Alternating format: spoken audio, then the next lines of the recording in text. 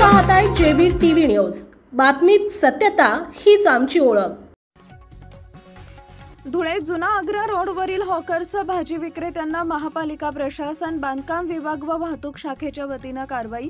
धुळे शहरातील मुख्य बाजारपेठ असलेल्या जुना आग्रा रोडवरील सर्व हॉकर्स तसेच भाजी विक्रेत्यांना महापालिका प्रशासन, बांधकाम विभाग आणि वाहतूक शाखेच्या वतीने कारवाई करण्यात आली आहे। या कारवाईच्या विरोधात समस्त लोट गाडीधारक, किरकोळ विक्रेते बेमुदत उपोषणाला बसले। जोपर्यंत आमची पर्यायी व्यवस्था करत नाही तोपर्यंत आम्हाला इथंच व्यवसाय करू द्यावा अशी मागणी विक्रेत्यांसह व्यापाऱ्यांनी केली आहे।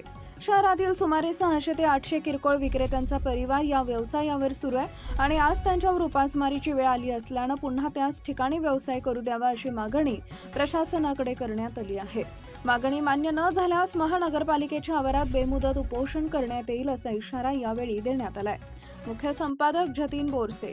गेल्या 40 वर्षांपासून आग्रा रोड हे धुळे शहराची मुख्य बाजारपेठ म्हणून वावरत आहे आणि अनेक धुळेकर हिंदू मुसलमान समाज बांधव त्या ठिकाणी पोट भरण्याचं काम करतात।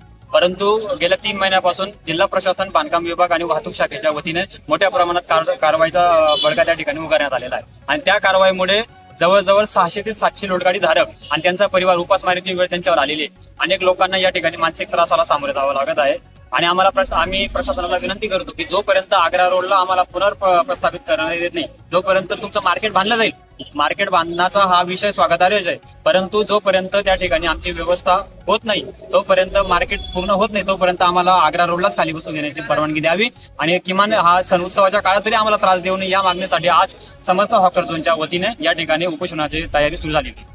आपल्या परिसरातील महत्त्वाच्या बातम्या पाहण्यासाठी आजच आमच्या जेबी टीव्ही न्यूज चॅनलला YouTube वर सबस्क्राइब करा आणि बेल आयकॉन प्रेस करा।